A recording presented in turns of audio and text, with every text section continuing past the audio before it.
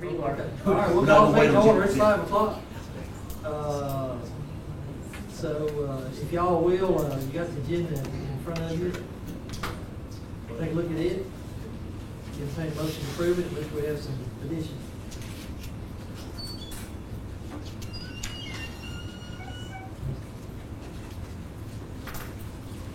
Move it be approved. Second.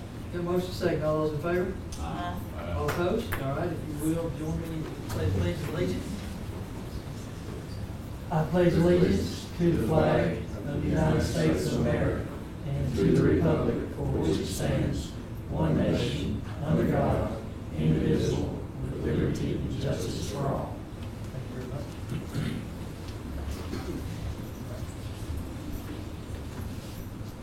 Okay, next item we have our June 7 board minutes for a meeting. Hopefully you've had a chance to review those. I'll take a few minutes and chair entertain a motion whenever you're ready.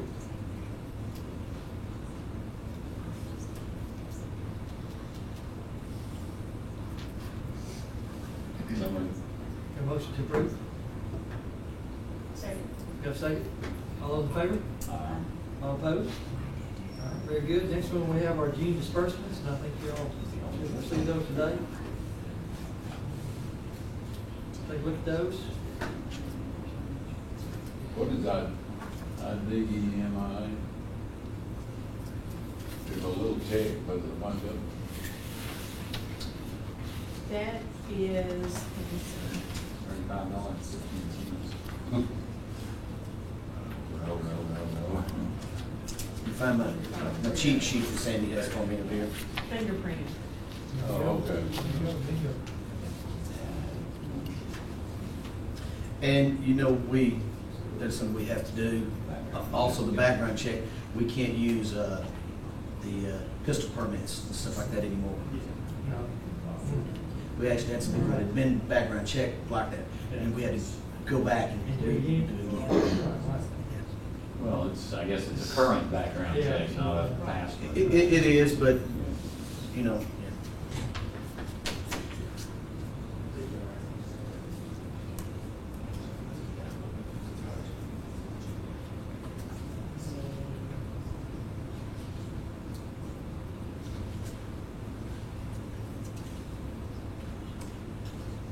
Move that be approved. Got a motion to approve the June disbursements? Have a second? All those in favor? All opposed? All righty, we'll move on to principals' reports. Ms. Whitney? Ms. Whiteneck. We hear the clippity clops of them heels. No, you're right. Are you sure? We got music or some kind of smoke coming in? Whatever.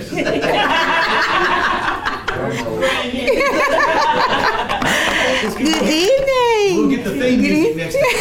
Yes, I was waiting for my theme music. All right, this is the Ralph Askins data. Today's date, July the 12th, 2021. Now, we gave Ames Web, and we give it 3 times a year in the fall, the spring, the winter and the spring. And according to the children's score, they are progress monitored with Ames Web. And this is RES at a glance. In the fall, we had 110 students that were high risk. Now, the risk measure indicates that the student's inability to become a fluent reader who can comprehend grade level text. So if you have a high-risk student, that means that they will not be able to be a fluent reader, and they will not be able to comprehend their grade levels text. So in the fall, we had 110 students, moderate risk 68 students, low risk 222 students, and that was a total of 400 students. Well, in the spring, you'll see that we had 77 students that were in high risk. Moderate risk, 37 students, and at low risk, 300. So that was a difference of 33 students, 31 students, and That's what I'm proud of, 78 students. That's right. Good job. Well, and if you look percentage-wise, we went from basically half the student population being low risk, and now 3/4 Mhm. are low risk, and that's real progress. Yes. Still work to be done. Oh, yes, yes. Absolutely. Yes, but this was during that. It is trending in the correct direction. Yes. My Lord, yeah. Not big. Okay, and now we've broken it up by grade, kindergarten. And this will show you that in the fall, they came in at 25% proficiency, 13% in the winter, and they went from 13 to Yeah, I think we 78. And it tells the number of students. That's 47 students, 20 students, and 22 students. 58 students, 22, and 12. And let me explain why the drop, the mid part. I have them. Are you gonna do that? Mm-hmm. Okay, then good. You know, I'll make sure. You said you did. Yeah, You said to make sure. I know Mark, if you ask questions. I have that other. And so this is the math with the same information. We were at 28% in the fall, 27% in the winter, and 58% in the spring. And this is first grade. 35% in the fall, 47% in the winter, and 67% in the spring. And these are the reading scores. Math, 36%, 47% in the winter, and in the spring, 57%. Second grade, 45%, 53%, and then up to 71%. And this is the math. They came in at 29%, 34% in the winter, and a jump to 70%. So that's great math. Our third grade, over half came in proficient, kept the trajectory going, and ended the year at 67%. Same with math in third grade, 53%, 57%, and 75% in the spring. And these are our fourth graders, 59% proficient in the fall, 55% proficient in the winter, and 80% in the spring. Math, 49%, 46% in the winter, and 74% in the spring. Factors that we were combating during the 2021 school year: the COVID-19 pandemic, virtual teaching, new reading curriculum, inconsistent student attendance, and lack of parental engagement and involvement because of COVID-19. Oh, You can't be touching it. I see. It's moody. It is very moody. Yes. Unlike these And your nails get So with all of that, the teachers at Ralph Askins did all of that. So I can only imagine what the rest of this journey is going to look like. Now, I know that we have to be very intentional and strategic with math. Our focus is on reading, but we are well aware that we need to attack math the same as we attack reading. Our steps for the 21-22 school year: we're returning to traditional school. Continual training to increase instructional rigor using the CKLA curriculum. Teachers and staff to instruct the student based on individual student data using multiple forms of data, multiple points. We just can't have one. We need to encompass the entire child. And I kind of like it to the praxis. I'm a great test taker, but I have a counterpart who took the praxis 11 times. She was a phenomenal teacher. She was I wouldn't say she was better than me, but she took it 11 times and she was a phenomenal teacher. She just wasn't a great test taker. So we needed more than 1 point of data for her in order to see how well she taught. And that's the same way with the children. Focus on mathematics, rigorous instruction, and strategies to increase involvement and engagement. Because our parents can be involved. You can be involved with something and not be truly engaged. So we want them involved and engaged. And that is it for Ralph Askins Elementary School. Thank To you. explain that dip and why that the year in was it kindergarten or first grade that we had that. And what it was we weren't measuring the standards that were on the questions at that point in time. We caught up. We ended up teaching those standards, but we didn't teach the standards that they needed to be tested. Yes, they weren't taught, those skills weren't taught yet. And so, of course, there was going to be a deficiency in that. And once they taught those standards, then, of course, the test scores rose. So that's the reason that middle is sometimes very deceiving, because you don't know when in that progress the standards of that is. Great job, man. Questions? Really pretty remarkable given the year everybody had. I Yes. wonder nationwide, statewide, how those kind of things work. We're looking forward to seeing that ourselves. Those are impressive year-end statistics, given the chaos. that Yes, made up this absolutely. school year. And what impressed me was as the grades progressed, you saw that there was real teaching because they came in higher and higher and higher. They were over 50%. And so I think, and that was with the new reading curriculum.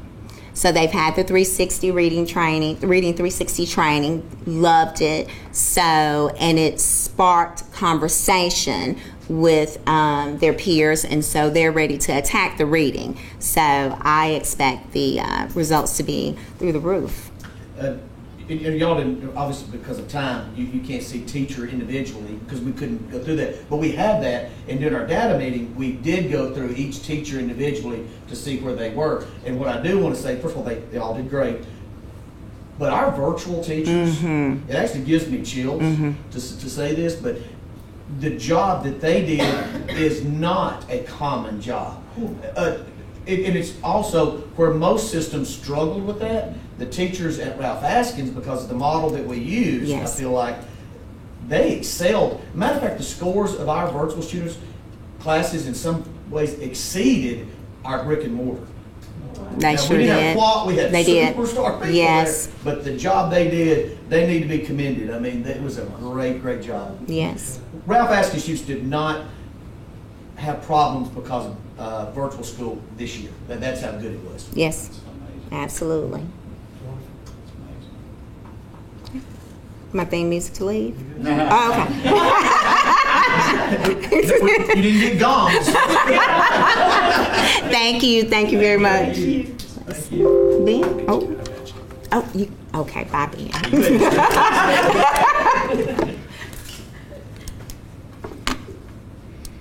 All right, Miss Jean, how you doing? Good. How are y'all? That, you know, we all know this, but half of our student body is in that building, over at Ralph Askins. And the foundation they lay really determines one of the determinant future Yeah, success there, we'll of the just children. make it clicked over here. Oh, that's not the right It has to be our one. top I changed it. I priority, just top updated it and priority at sent all it to you. times. When? It has to be. Just then. Just now? Yeah, I shared with this on Google Doc. I updated it. You may do a little filler while we're doing this right here. You gonna do Adam? Yeah, let's get Adam here. We Come on, Adam.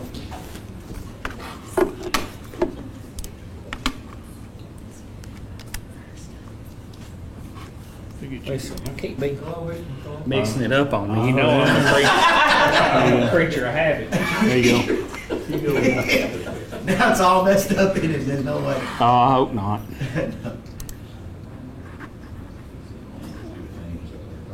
Yeah, no, that's all right. I need to figure out how to zoom this out. Hold on just a minute.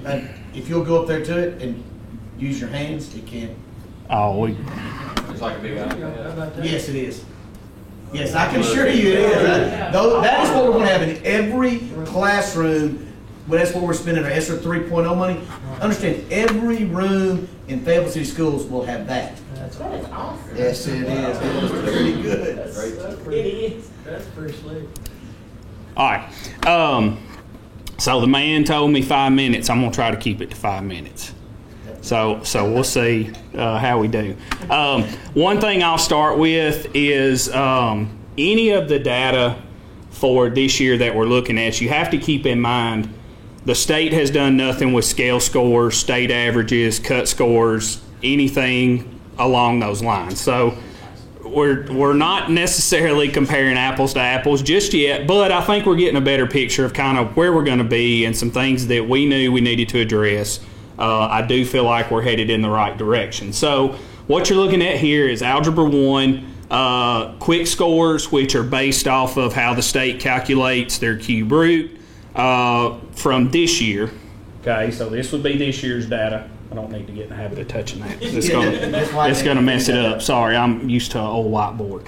Here is what our actual test data was for Algebra 1 in 2019.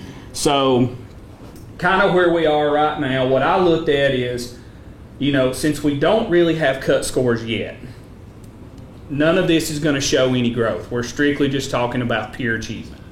And when we look at quick scores, in my mind, if you can get to a 70% with the raw score calculated out to a quick score, they should be falling somewhere proficient or above, which they've changed the terminology. So now you're talking about on track and mastered. So you're looking at percent of students that, based on their raw score, scored 70% or less or 70% or higher. So for Algebra 1 this year, we had roughly 49% of those kids, when we converted that raw score, scored 70% or better for this year's Algebra 1 test, compared to, and I know it's kind of hard to see, for the 2019 we had 1.4% that were on track and 0% that were tested mastered. So already we're, 48% looks like potentially better.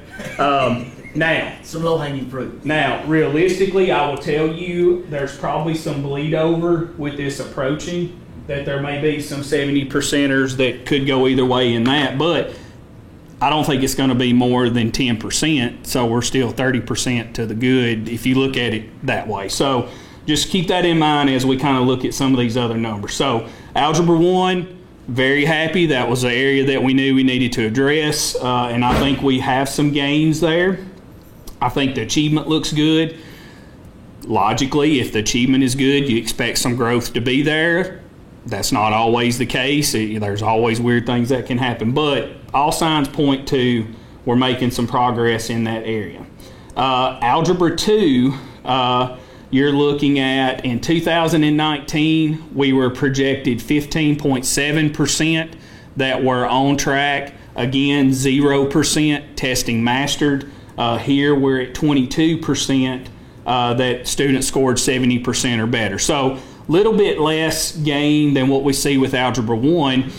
One thing you need to keep in mind with this subgroup of students is a lot of these, we're missing a lot of the scores with Algebra 2 kids, because we have some really good kids that are now taking pre-cal, cal, and dual enrollment, so they're already transitioned to a higher math, so they would have taken Algebra 2. A lot of those kids would have gotten scores last year had we tested, and so you're missing that subgroup of kids. They always get pulled out, but still 22% here I think is again headed in the right direction. And again, we have a level 5 teacher in Algebra 1. We had a previous level 5 teacher in Algebra 2. So there's got to be something going on there that we're going to see some benefit, and I'm really curious to see how this is going to shake out when we get the cut scores. That is the change from previous years. Yes, that is correct.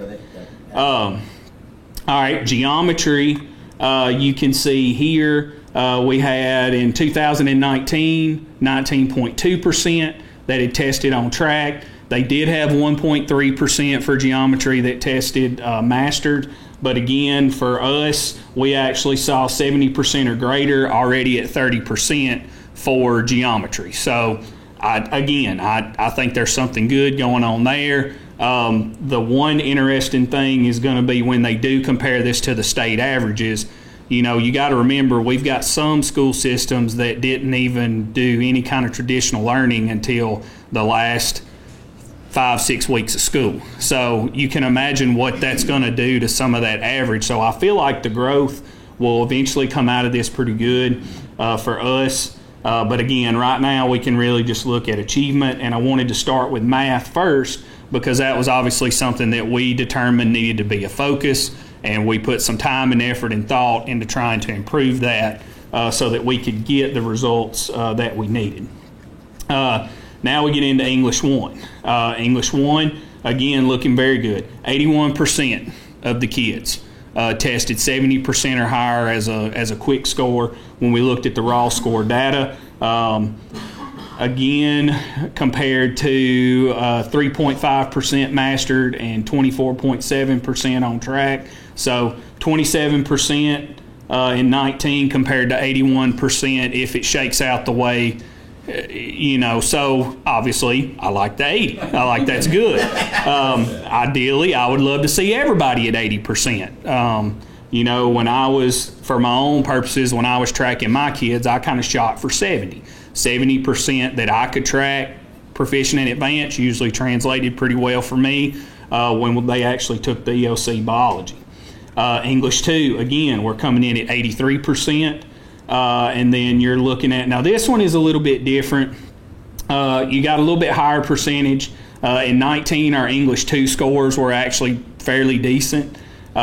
Growth not great, but achievement was okay. You're looking at 44.7% compared to 2.6 it looks like. So you're still comparing 83 to about 46%. So, you know, approaching 50. So we're still on the positive side of that, I think. Biology's a unique monster because in 19 they piloted.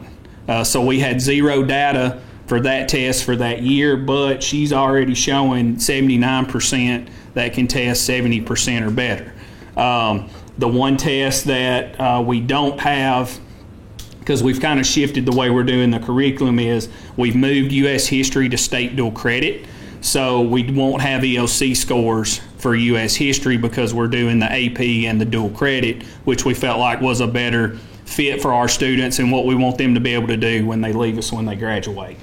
So I know this is kind of hard to see, but goals for the upcoming year, increase our percentage of on-track and mastered student achievement by 20% or more in all 3 math areas. So, you know, we were hovering around that 20 to 30. I think realistically we can get it to 50, hopefully within a year. And then the ultimate goal down the road would be 60 to 70%. So 20% increase in the next year. Maintain at least the 80% in English, because if we increase math but then fall off the radar in the other subjects, we're not focusing our efforts the way we need to do it. So we're going to maintain in English and math, or in ELA and biology. We're also going to have, my goal is once I get cut scores and once I get state average data, I can now look at the subgroups and see, like, how are our minority kids doing? How are economically disadvantaged students doing? And then when I can pinpoint that, we can do some targeted intervention with those particular kids that will, it all feeds the same monster. So if we do a little bit here, it helps us out on the back end. And then obviously increase teacher knowledge on how to implement data and use it to drive instruction. You know, that was one of the big things that really helped me, and I kind of just figured it out on my own.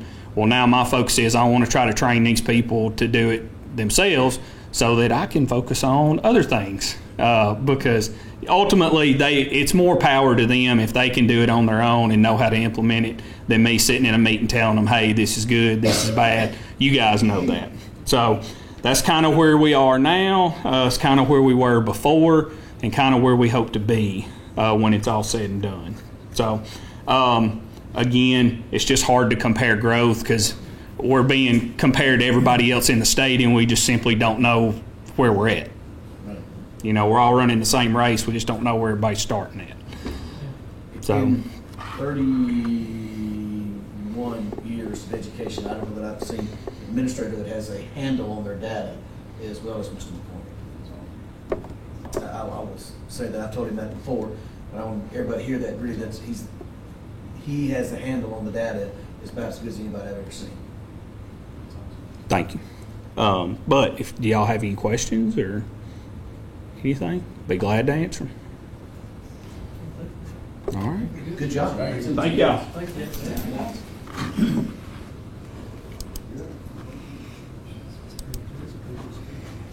I'm telling you, the 3 administrators we have, wow.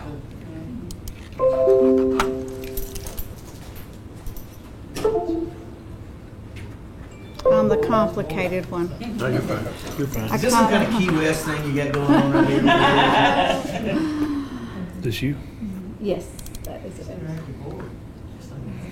Oh, it is. And I'm going to go to the Of course, second. now, who knows when we're gonna be able to get them in there, because 3.0 is not been Yes. approved yet. No, I do. Yep. But Perfect. it's out there, we just gotta submit the plan and get it done. But yes, the teachers pick these out. Yes. We allowed them to choose what they wanted. They're very, very excited. So I'm going to present a different type of data. So I know Askins used Ames Web. High school was using sort of the quick scores. I'm going off of the case benchmark. This is a work in progress of how we're going to use this data. I have more of a grip on what we want to do next year to make it even more beneficial for our teachers. With that being said, before we have tested on a pacing guide according to the teacher. Like, I'm going to teach this 9 weeks, I'm going to teach this the next 9 weeks.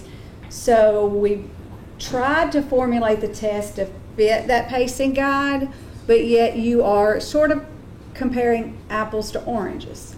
So going into this year, we want to test all standards at the beginning, the middle, and the end of the year, which is going to give our teachers more of a direct way to focus their instruction. If a child or the whole class is getting 90% mastery on 3 or 4 of the standards, why are we going to spend 2 or 3 days, weeks, whatever on that? We're going to bypass that. We're going to touch on it. We're going to move on. We've not done that before, so I do feel that's really going to help us make this testing even more beneficial. So at the beginning of this year, this was the first year the assessment was done 1st of August, and it was a gap assessment. So what we were doing is we were testing the kids on last year's standards, on the previous year's standards, to see where they were. With that being said, as you see the percentages of proficient, what you're going to see is what we expected them to score at the end of the year. And what I can say is that our teachers not only filled in the gaps from what they were missing the year prior to where they should have been at the end of the year.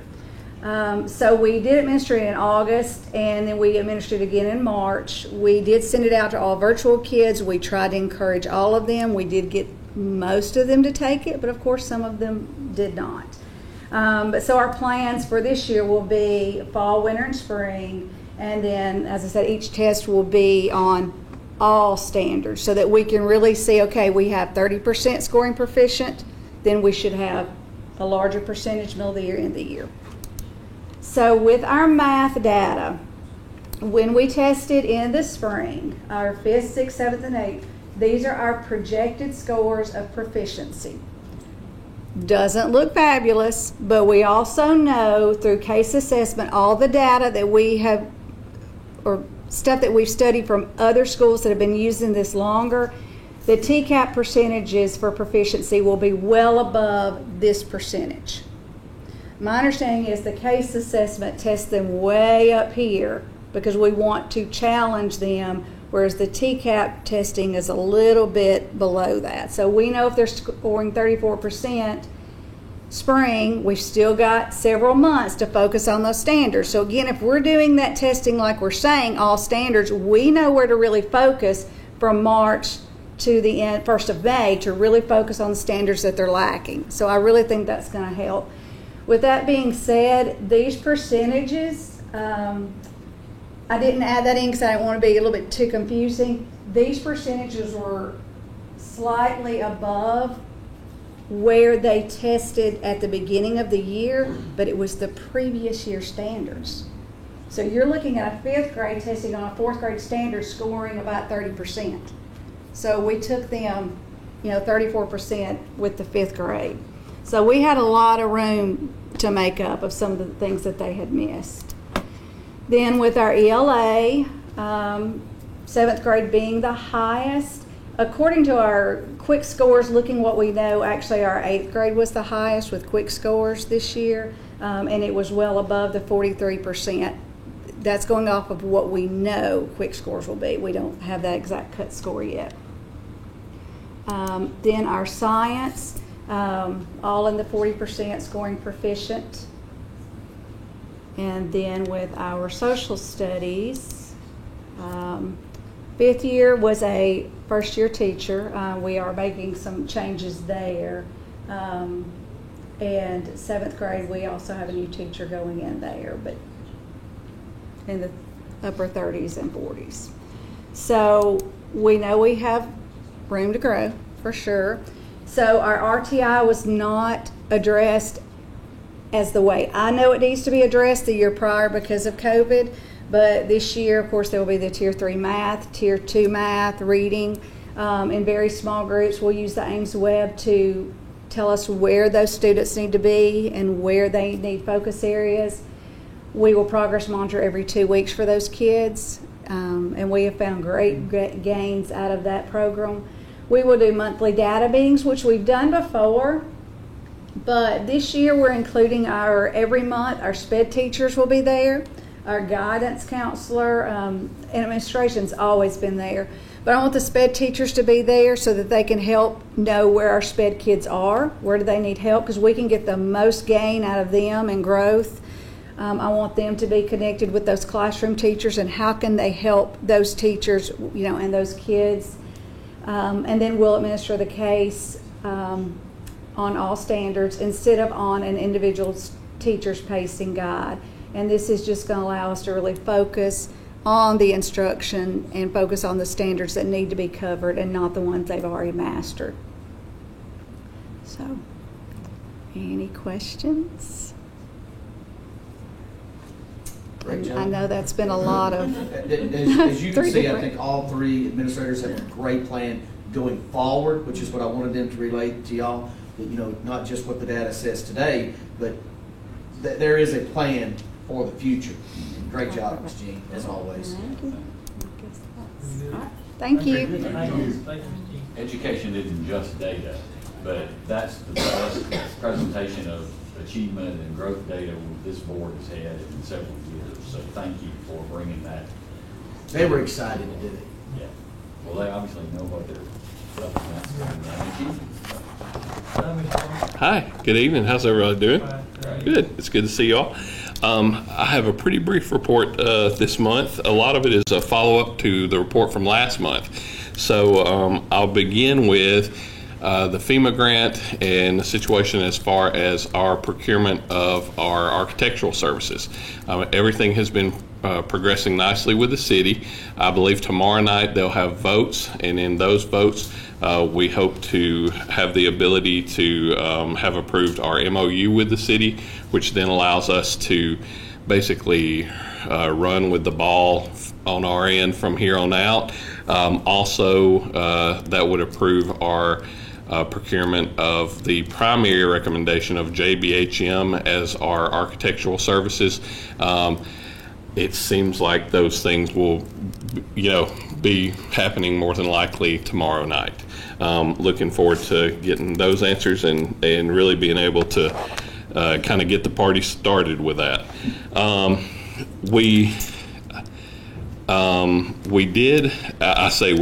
Coach Keys went ahead and took a step this past Saturday in turning in our first quarterly report. Really and truly, we don't have to turn in a quarterly report until we request for reimbursement the first time, which we have not done yet. Have not really had to do that yet, but we thought it'd be a good first effort for them to know that we're dependable and they can, count on us to get stuff in. He went ahead and turned that in. Everything's gone swimmingly with that, and we're very pleased to have had our first successful quarterly report with the project. On the transportation end, I'm sad to report that Eddie Wilson he is retired. He had a conflict with the election commission and working for the city, and he chose to stick with his responsibilities, and we're glad to have him as a public servant in that regard, but we will miss him as a bus driver. Eddie's been fantastic and he's taken really good care of our students. Another person that's done a great job taking care of our students is Miss Vicki Durham. Miss Vicki has also, she's resigned, and she has another job that is much more lucrative and kind of a full-time busing everyday type position with a tour kind of a situation nearby. So I wish both of them well, and we will miss them. I'm training a couple of people now to be able to take over those spots, a couple of teachers. So we're excited about having those people come on board, and I'll let you know who they are as they pass their practical tests and we put them in those positions. So that's looking great. Also, there was a great meeting, I understand, with COPE. I've been away for a couple of weeks, so I wasn't able to participate in that, but Mr. Hopkins can fill you in with other details. But I think our meeting with that went very successful, and it sounds like we've got great plans for the back of the gym, and that ball is well and truly rolling. So, and I will go ahead and give that now, I guess, as far as Mr. Jones.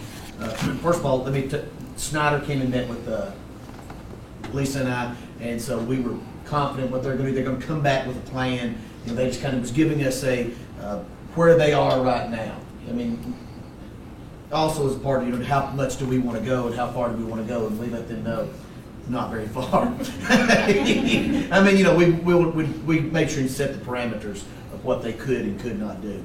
But as far as the back of the present gymnasium, looks great. We have a architect that obviously we've already signed. It's working for us. We've got a construction management, and they have a budget, and we went over how to communicate, how to get paid, and we're looking at 16 months, and we should have that be complete. And so the back, which would be to get rid of the portables. I guess that's going to be the CTE. So.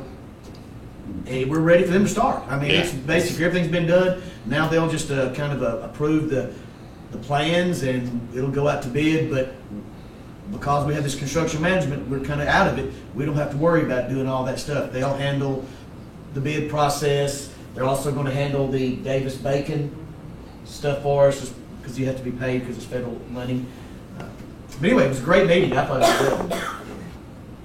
So 16 months puts us to November of next year. Does that mean a winter break transition from the portables into possibly, this? Yes. Most likely. And wouldn't move mid-semester, probably. Yeah. I don't think there's any benefit to it. Yeah. There again, that's our hope. You saw a lot of things are weather dependent. Although this is already inside. Usually with a construction project, you worry about rainy season and all that. And this is already indoors, which is encouraging. The only thing that would slow us down, that both construction management firms that we're dealing with have said that this would be to our advantage, is if the economy is not good, and so when we try to bid for steel and lumber and those things, we might delay doing some things because you don't want to pay that astronomical price. So that's one thing we're going to look at. So There'll be we may drag it out a little longer. Some strategic planning on how to procure those items. But there again, that's what we pay them to do. Right. And they've talked to us about that. They're ready. Yeah, they seem confident that they can help us in that regard, in very reasonable amounts of time at the same time. So, excellent. That's all I have. Thank you. Thank you. Well, I will say this place. I know we don't have time for it, but he's got some great bear stories from Alaska that you need to hear. This is true.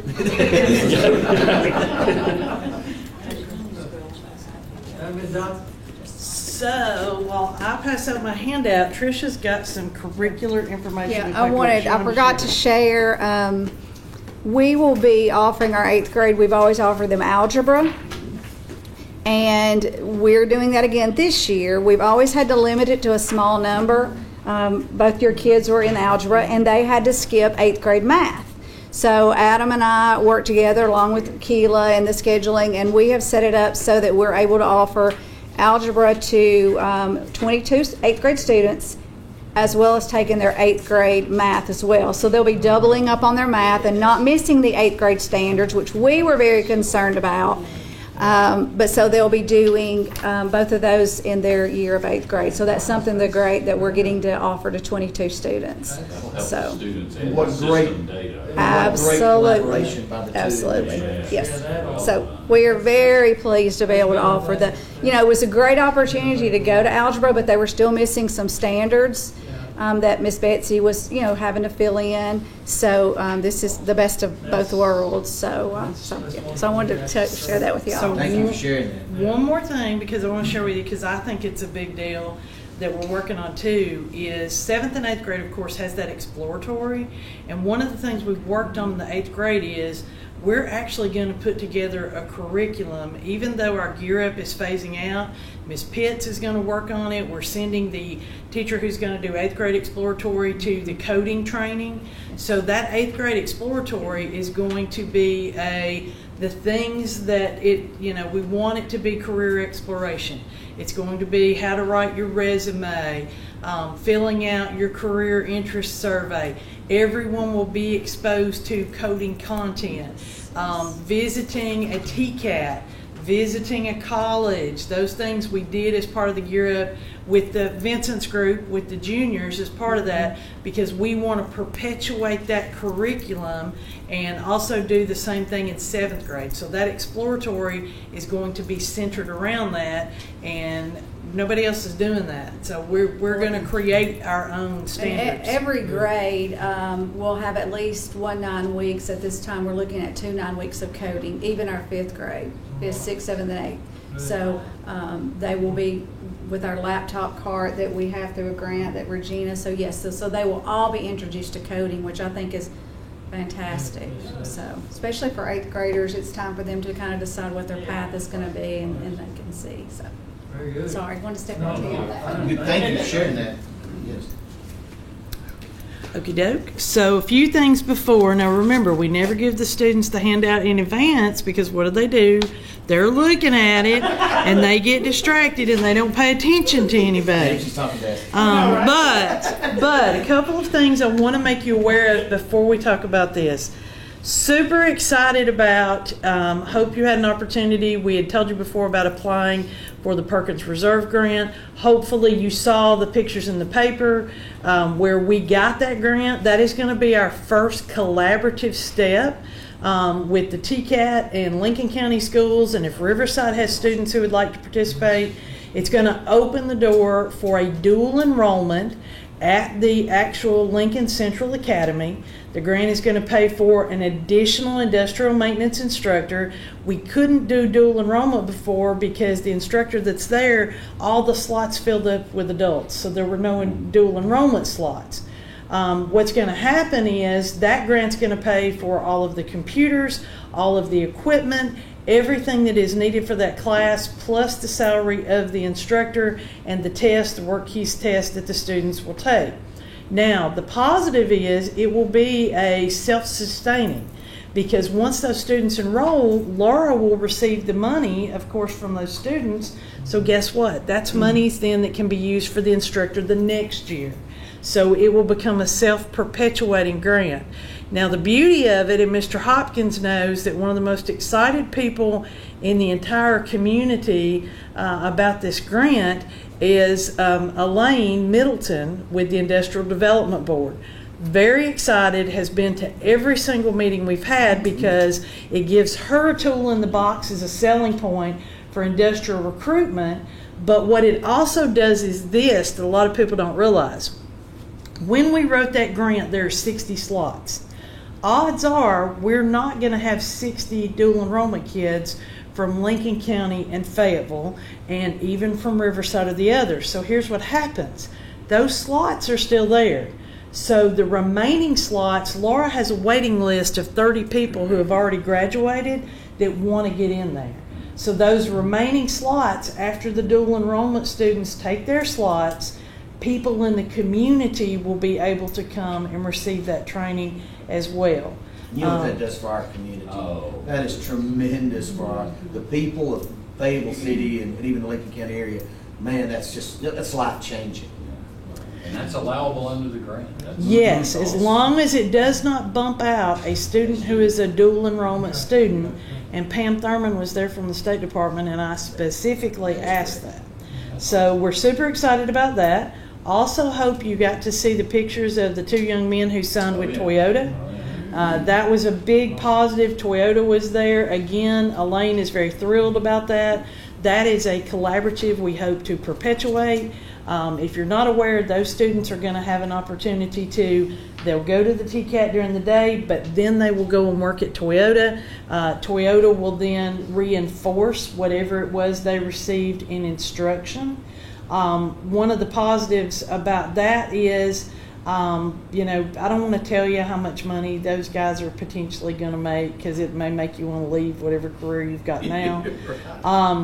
But we're very excited. There were 100 kids at Calhoun College that applied, and they purposely saved 2 spots out of the spots they had available. And those were students that were already in the industrial maintenance class for students to come from here. So we're very excited about that and hope that's going to be perpetuated. So moving to what you have in your hand, this is our 2021 re-entry information. And let me explain, the state requires us to do a re-entry plan, but we wanted to submit a re-entry plan to y'all so you know kind of where we're going. We talked to some other superintendents today. We had a lot of meetings concerning this, and we wish we could get it and had you receive it earlier. But we still can't finalize it. There's still stuff that we can't get answers to at this point in time. And I'm going to get to a spot, and I'm going to tell you, and Mr. Hopkins may want to interject when we get there, kind of where it's at. Please know this as you're going through, the information, and as we move forward, we got input from stakeholders. Those stakeholders were individuals that came off of committees, everyone from teachers to industrial individuals in the community, parents. All of the different groups that are met with actually had input, and we asked them specific questions as far as what they expected and what they felt like should be the re-entry. Yeah, we had at least 4, I think, different committees, a variety of people where we asked questions. And even the chamber. So input was derived also from the chamber. So realize, of course, our one bullet we always defer to is, as state and local changes and policies occur, this plan may always be adjusted. Know that, again, the stakeholders that had input. One of the big questions we had, and all of our principals feel very strongly, and the community was in support of this, we will be doing a staggered schedule phase-in the first 2 days. You will see that staggered schedule down there. It will only be a 2-day phase-in. It will not be a 4-day phase-in. Please note, you'll note the deal, pre-K and kindergarten, of course, we always communicate, they have their own phase-in schedule. So, academics, know that we are still focusing on, when we return to school on the first day of classes, we are going to prioritize the health and safety of the students and the employees, and we're very interested in their social and emotional well-being, realizing that we know there are going to be some repercussions from COVID, whether those be depression, whether those be anxiety, and even of our employees. So we're always cognizant of that. Classroom procedures, you're going to see those times that are posted there, but also realizing, thanks to Jack Daniels, we have tons of hand sanitizer, so we're going to always keep that available. We're going to, that's one of the positives that came out of COVID, I think. People are more cognizant of washing their hands, things like that. We're also, the sanitizers, the ionizers that we've purchased, we're going to continue to focus on sanitizing desks, tables, and we're also going to encourage, I think social distancing is something that's going to be the norm in a classroom, so we're going to continue those. Custodial services, we're going to continue to use those electrostatic disinfectants, and we're going to continue to purchase that. Because, an interesting thing happened on COVID. It was intriguing. In our efforts to cut down on the spread of COVID, guess what? We also had less flu. We also had fewer other issues, and of course that was because of the procedures in place. School nutrition and cafeterias, we're not going to require them to wear masks. However, they're always required to wear gloves, and again, we have jacked up or emphasized our sanitation efforts as far as tables in between groups, those type things. And again, addressing the staggered schedule, that is our plan. Transportation, bus service is going to be provided. Always the bus drivers have done an excellent job of assigned seating on buses. So therefore, if there were an issue, we would know things about where people were sitting and those type of things. We are not going to require masks on buses, but we are going to continue, because we have the equipment, those will be sanitized. So those buses, again, it's going to be interesting to see how that in itself affects positively. Virtual Learning Academy, there will be no virtual option. So the state has mandated that, that virtual is not an option. We will have kind of a flashback to the grant with the industrial maintenance. The biggest barrier there is scheduling. We're on a regular schedule. Lincoln County's on a block schedule. So one of the things written into that grant are stipends for an English, a math, a government, and an econ teacher. Those teachers potentially will design a flipped classroom, meaning if it doesn't fit in the student schedule, that's not a barrier for them to go to that. So they may be enrolled in one of those 4 classes that isn't necessarily virtual, but it's a more flexible dynamic. It'll be in Google Classroom. They won't be sitting in a traditional class. So know that that does exist. And you will see there will be some school systems, even here locally, that do have a virtual option. We do not qualify based on the regulations that the state has implemented this year. You have to have a certain number already. You have to have a separate school. You have to have a certain number. It's a whole big ordeal. Matter of fact, Lincoln County had theirs, I think, sent back like 2 or 3 times before they could finally get it to work. We just can't qualify for it. Mm-hmm. Visitors on campus, we are going to post. You may have noticed as you go in restaurants and different places, as you go to the other page, we're going to post the symptoms of COVID. We're going to ask individuals if they have any of these symptoms not to enter the building. So we're not going to require them to wear a mask, but we are going to make them aware that we have that expectation. Now, COVID protocol. This is the deal that we talked about. We have one particular system that is way out here on the extreme, to the point that they literally received a grant and they're going to be daily testing. If you were a indirect, let's say he was a direct contact, someone tests positive in a classroom, he is, and correct me because you heard the same deal, he's a direct contact, okay? And if he was next to Pam and Pam tested positive, then he has options.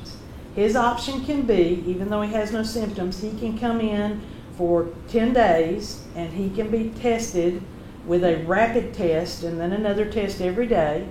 He can produce a copy of his card that he has to show that says he was vaccinated, or he can reveal and show his medical documentation showing that he has had it in the last 90 days.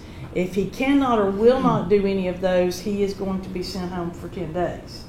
The same thing is with the teachers or the instructors.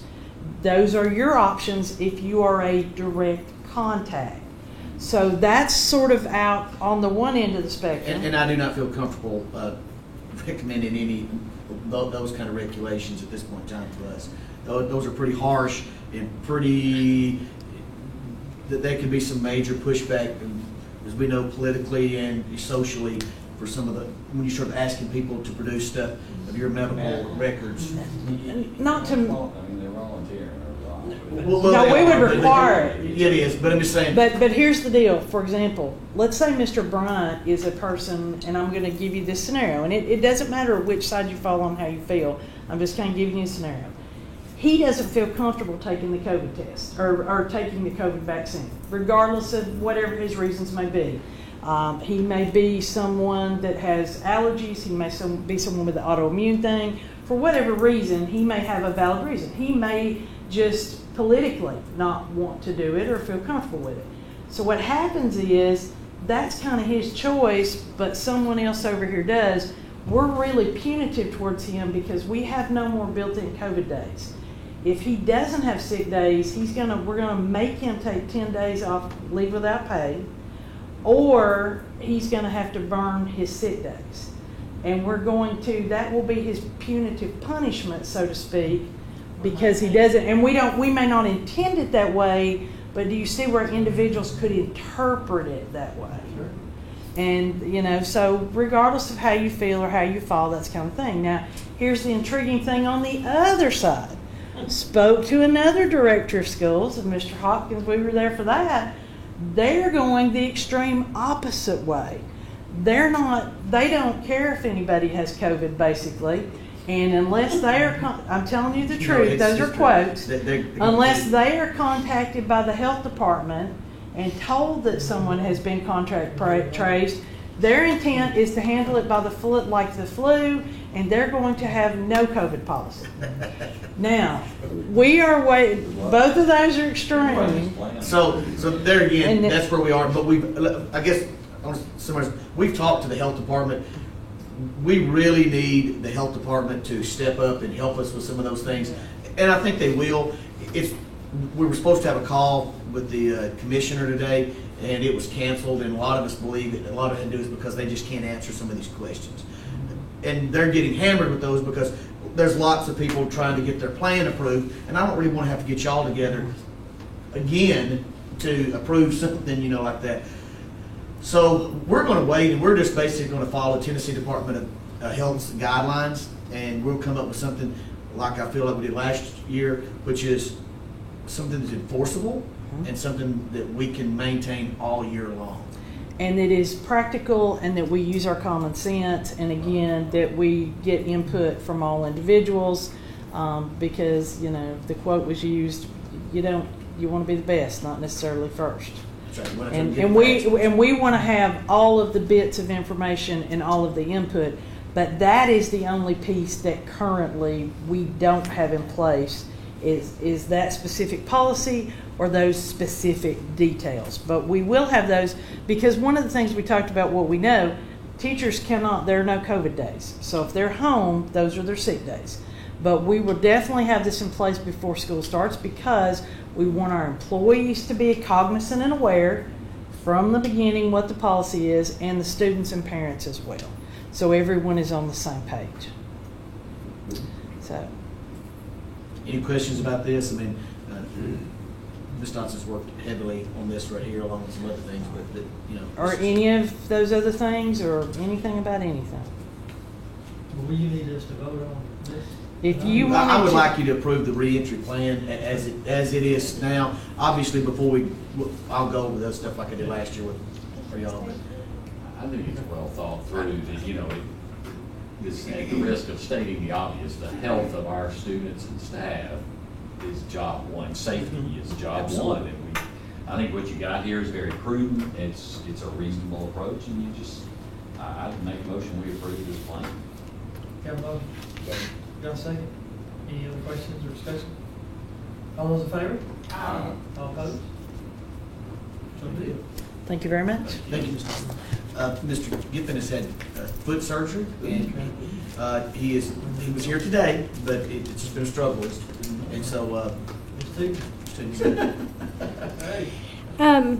A couple of really exciting things happening in my world. First, Dr. Stiles is joining us to take over federal programs, so I'm super excited about that. I can focus on special education, which is really my passion. Number two, Sarah McCormick is transitioning from the classroom to a SPED coordinator position, so she will be taking over all of Cheryl Perrin's duties. Cheryl Perrin is retiring again. She was already retired and just kind of contracting with us on a part-time basis. So Sarah will do all of that, which involves working with our online school psychologist. Somebody has to go get the child out of the classroom, sit with the computer and the child so that our online school psych can test the child. She'll do that. She'll do all of our academic testing. And she'll also serve as the LEA rep for our parentally placed private school students, which would be our students at RCA and Head Start, Early Head Start. So Sarah will do those things. Those are all the things that Cheryl has done previously, but I'm excited that that part-time position is becoming full-time. So she'll also be available to work on our IEP monitoring, which the state is now doing yearly. It used to be kind of like if you got lucky and you got pulled, you got to get monitored. But now everybody is IEP monitored every year. And so she'll be able to help with those. Also, we are going to both be freed up to be in the classrooms a lot more often, mentor teachers, really improve programs. Along the lines of improving programs, I'm super excited that we will finally have our CDC, our Comprehensive Development Classroom, within the high school. So our high school students are going to be moving over to the high school. That's really, really happening, and we have a teacher hired who is moving back to the Fayetteville area from Louisiana. She moved to Louisiana for a little while. She's on her way back, and she most recently, for the past 10 plus years, has taught in a high school CDC in Louisiana. So super excited about her. She's actually driving today, moving from Louisiana. So I'm excited to have those students split. The high school kids are excited to be at the high school where they need to be. The high school is excited to have those kids at the high school, so we're all just excited. The second thing that I'm super excited about as far as programming and making ours the best that they can be, we are creating an early childhood collaborative classroom. So we currently have our 3 to 5 year old, it's called preschool SPED, but it's really 3 to 5 year olds. So there are some kindergartners in there, and that's just the way the feds separate the funding. You've got IDEA preschool, which is 3 to 5 year olds, and then your IDEA B, which is 6 to 21 year olds. So within that classroom, we legally begin serving kids at age 3. So we have 3 to 5 year old students with disabilities. And one of our previous difficulties, hurdles, has been finding an environment for those kids to have experiences with typical peers, because we have VPK, which has very strict guidelines about ages and birth dates and poverty levels and all those things. So we're creating a classroom that it's actually going to be 2 physical classrooms joined with an office space and a bathroom. If you're familiar with Ralph Askins, it's the current CDC preschool room and what used to be the old computer lab. So those 2 classrooms are joined with a bathroom, with a shower and 2 toilets and a sink and a changing area and all that great stuff that's going to be needed. So we will have a gen ed pre-K teacher. That's going to be Miss Tammy Darnell, and we're super excited because she is someone who loves our kids and wants our kids and does an awesome job with them. And then Miss Amber Mefford, who is our previous speech language pathologist, has taken the praxis and gotten into a program, and she is going to get her SPED degree, something that's been a passion of hers and she's wanted to do, so I'm so excited about that. She will be the special ed teacher in this dynamic duo, along with 3 educational assistants. So we're going to have 2 qualified teachers, 3 educational assistants working with our kids, and it's going to be a true collaboration. And I'm so excited about this, and much for a subgroup that we needed to really help out. So invested in the success of it, and actually all of the players are so invested in the success of it. I feel like Amber's going to be spectacular. We have a lot of nonverbal little guys who are showing a lot of behaviors, but it's really communication issues. They really struggle with communication, and so Amber, that's her gig.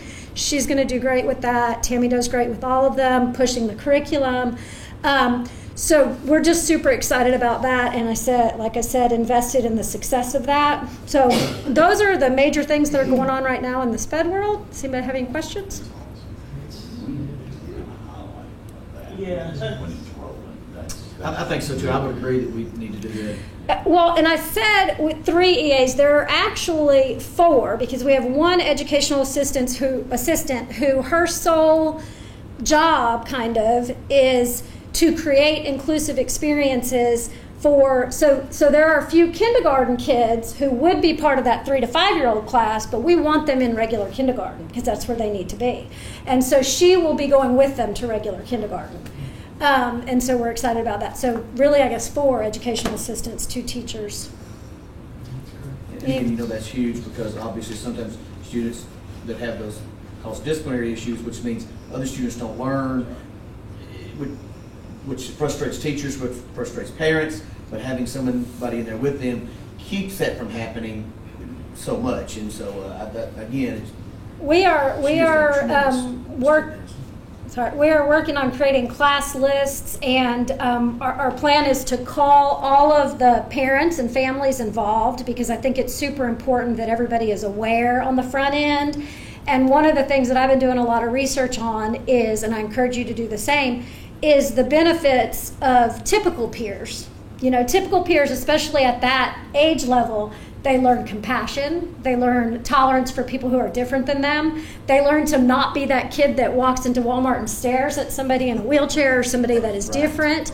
And so there are so many benefits for our typical peers, for our gen ed peers. I think that most people get the benefits for our disabled peers. But for our non-disabled peers, there are extreme benefits as well, especially at that age level. You know, those are things that are going to be ingrained. So we're super excited, but we want to talk to all of our parents. And essentially, the plan is that if we have a parent who's super like, I don't know about this, I don't want my kid in that, okay, that's fine. I mean, we don't want to push anything on anybody, and we want it to be a positive, successful thing. So we're going to get those class lists firmed up so that we can make some changes if we need to. If there's anybody who's just really like, I don't want my kid involved in that kind of thing, we'll be able to transition a different child in. But we're super excited about it. That's great. Any questions? Thank you, Ms. Booth. Thank you. Dr. Stiles, is she going to? Hello. she's got her own song. She got her own song. First, I want to say I'm excited about all of the data across the schools and the improvements that have already been made this year. And that kind of leads into the Blue Ribbon Schools process. We received all of our results back from our teacher, parent, and student surveys. And we've been able to look at that data across the schools. So we'll eventually, all the principals and teams will be coming together and really analyzing that. And you know, I'll be honest with you, some of it's a hard swallow, because you know, you kind of see, ooh, I thought we were doing this. You know, I thought we were doing really good in this area, and then you find out that's what you perceive it to be, but not others. So I think it's important for us to make sure that we're doing everything we can to improve the teaching and learning in our school, but also to improve the relationships. So I did want to mention this, that I appreciate Mr. Hopkins for what he's done. He's created these meetings. We have meetings every month. The principals and supervisors all get together and we talk and we share ideas and we learn from each other. And so in the next week, I guess we'll be having our administrative conference, and for the Blue Ribbon Schools piece, we're going to be working on vision and culture, and really talking about what do we expect to see from our graduates? What do we want to see once our students exit, and we've had them all these years? What do we want to see? How do we want to prepare them for the workforce? And what will it take for them to be a productive citizen? And so that starts at the elementary level, from pre-K on up. How do we build that each time? And I think about my husband, he's a football coach, and it drives me crazy because they're always talking, this coaching. The coaches are always discussing, you know, they're on the phone, they're strategizing, they're talking about their players, and even in church, you know, sometimes I'll see the X and an O's, and it's like, put that away, you know. But it's true, but that's what builds a team, is the constant talk and the communication, and that's what makes us a winning system. So I really look forward to this Blue Ribbon Schools process, and really learning from each other and getting together and having a common vision. What do we expect? What do we want? What's unique about our system that drives us? And I'm going to send the agenda out for y'all in this weekly update or weekly bulletin, so y'all know if you want to show up at our conference, please join us. I mean, I have an invite ready to send to you. Yeah. So y'all can come visit us. But I know Cindy's not here. I don't know if you were going to share what happened last week with all of our teachers attending the 360 training. But that was, Mr. Hopkins got to sit in on that and said it was phenomenal. It was very exciting. I did. I kind of sent some kind of weekly update. I told them how great it was. But I will let you know, last night I was actually out at a restaurant eating, and I had, there was 4 teachers at this restaurant, not together, but just, and I actually had one approach me and want to talk to me about how great the training was. And I thought that what a great culture to have, and what a great training when you take time from your family to walk up and say, hey, I just want you to know that was really, really good. We enjoyed that and learned a lot. That's pretty impressive. That means a lot of times we do professional development, it's just checking a box and it's not worth anything. Right. Obviously this was not, so. Yeah. Good They job. said, the teacher said it was very intense, but in a good way. It was. But anyway, but thank you for letting me share. Did you guys have any questions? I do have a question. What's the timeline on this, the whole Blue Ribbon Schools thing? Is there Well- anything set? Well, Till we we don't get it till we know. get it. Yeah. So what I mean is, In October, we'll have a visit. They will come and they will analyze. We have to present evidence and show them what we're doing toward our goals. So, and they'll also give us a lot of input on how we can improve different areas that maybe we need help with. So yeah. Thank you, guys. Thanks. and Miss Young is not here. Her grandson is playing in a baseball tournament, and so that's where she's at, taking some days. All right, Miss Lisa, I know we got a couple of. Yes, I need a couple of improvements, improvements for line amendment number 4. This is within the general fund. It's just house cleaning on the different lines that we're just transferring funds within the different functions. That we do every year. That we have to do every year. So I would just ask Yeah, for do your every year, we have to do it, yeah. I'll make a motion, we approve, line item amendment number 4. Have a second? Any further discussion? All those in favor? All opposed? All right. And then the next one is the budget amendment number 6. It's number 6 budget amendment, and this is transferring funds from different functions to the different functions to cover line items that we needed to clean up. Making a motion to approve the budget amendment number 6. Have a second? All those in favor? All opposed? All right. And then Danielle and I, we're in the process of going through year-end, closing our books, and we have Taffy Bishop, which is our new fiscal rep from the state, will be helping us virtually, doing this tomorrow. I'm not sure how this is going to work, but we have a virtual call with her tomorrow to go through the process, so we'll see. Okay. But That'd be a new thing. the new thing, the state is not allowing their staff to come out in the fields. Oh, okay. And, yeah, Is that right? yeah, Still they're COVID? still, yeah. Wow. Okay. Wow. Just, Wow. that's why that's why this is a new thing. I just- Yeah. And then Okay. we have signed contracts with staff for this fiscal year, and we actually do that early. We prepared them in May for when they left, and before they left the school year, and we have got those back. And there's about 4 that we're still waiting on test scores to finalize, and so we're ready to go. Very good. All right, awesome. Good job. That it? Thank you, Ms. Wilson. Reports on committees, facilities, transportation, I guess Eric's pretty well took care of that. Finance, I don't think we have anything. I know the insurance and policy, y'all getting some reprieve, okay? This must be Bridget's time to speak. Bridget handled it on this. Always good to be called up. It Good is. job, good job. All righty, Ms. Hopkins? We chose to not go with the company for to outsource our cafeteria. We took it all the way to the limit, but we just didn't feel comfortable with the way things were going, and so we talked to the state. We actually had the state meet with us about a few things, and they think we're making the right decision by going back at this time So we just felt that was what was best.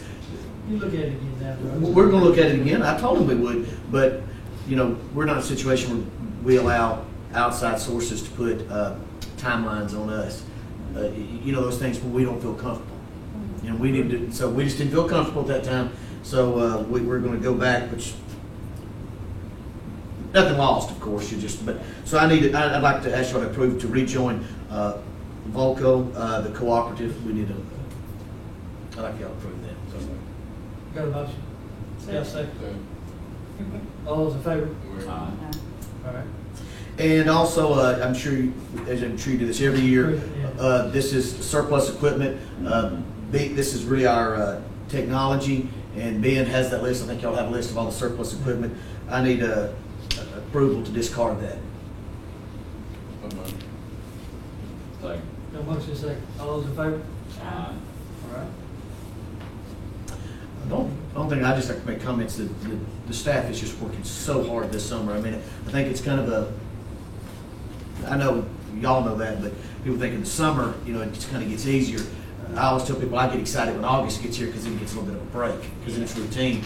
But, we're just reevaluating everything and just going over stuff, and it's just tremendous people. And I do want to say this again, and I hope that my people at my former job don't watch this, but I'm going to say it because it's true.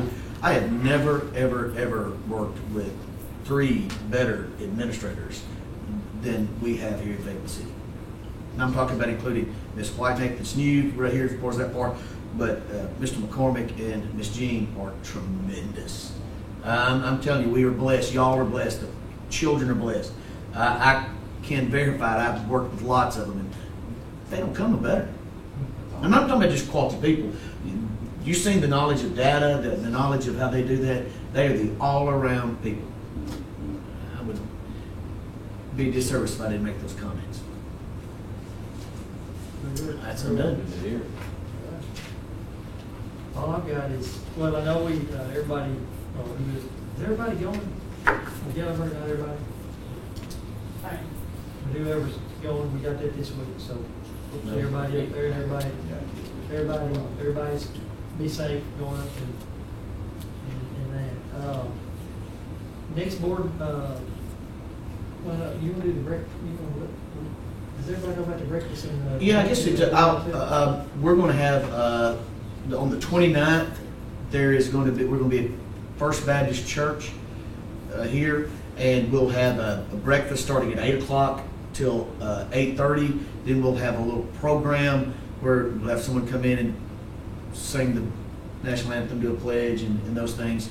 And we'll do recognition of new employees. We're also going to recognize new employees from last year because they did not get to do that, and people haven't got to meet them. Sure. And we want to be Fayetteville City family, and so we're going to recognize new employees from last year and this year. Also give out some plaques and some awards for veteran teachers. Then we're going to have Dr. Ed Nichols come in and speak for about 30 minutes, a little motivation. I've heard him do it before. And then we're going to dismiss, and we should be gone by 10 o'clock for breakfast. Then the next day is Friday, is wear your t-shirt day, and the employees will start at 8 o'clock, but starting at 11:30, y'all you didn't know it, but y'all are cooking for everybody.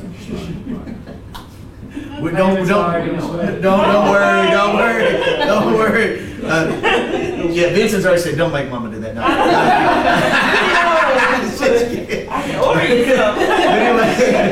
Anyway, go by Kroger and pick some up. But we'll have we're ordering hamburgers, hot dogs, drinks, chips, some sides. We'll take care of all that. But I think Mr. Whitmore and Eddie have typically, or some of them y'all have been grilled in the charge of grilling. That'll be Friday, 11:30 to 1. And that is it. But I will say, we do need to get it. I think it would be good again if I know everybody loved y'all I know y'all wanted to show back up at the schools that first day. I don't know, do we meet before school starts? The second, is that? We meet on that day, don't we? Yeah, that Great State Board meeting's going to be that. That's fine with Thursday, me and, okay? yeah, that's fine, You're man. already on a great half the students. Do what? Yeah, Go that's the first day of school, is to have these two. Yeah, you're right. Then we gotta do the Well, second, yeah, we did the second. We can Yeah, do but 2 you- days or wait, go Wednesday. Yeah, that is a good point. You could go Wednesdays. That might be better. Tell me that would probably be better. Yeah, good point. That is, yeah, you're right. Good point. So well, we can discuss, we'll split off. We'll have double his bonus.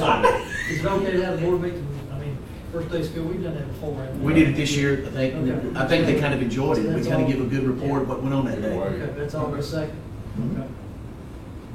Then we'll split up and go to schools accordingly. We can talk about this board meeting.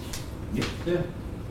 All right, very good. I don't have anything else. Anybody, any board members, have anything? I know we got a thing for a picnic that Ralph Askins is doing. on the Yeah, I bet she did. I bet she sent that to your the other email. So yes, Miss Whiteneck is having a picnic for her staff. You know, she's new, so she wants.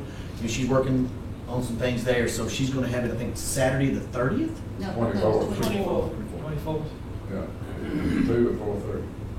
And it's going to be there at That's Saturday. Fun park. yeah, right there at Kiwanis Park. And I have no idea that this is her baby. She has done it. She sent me an invite just like she did y'all. 2 to 4:30, so I think is what I have. It could be 2 to 4. And Good. so All right. I'm excited about that. And that's July 24th?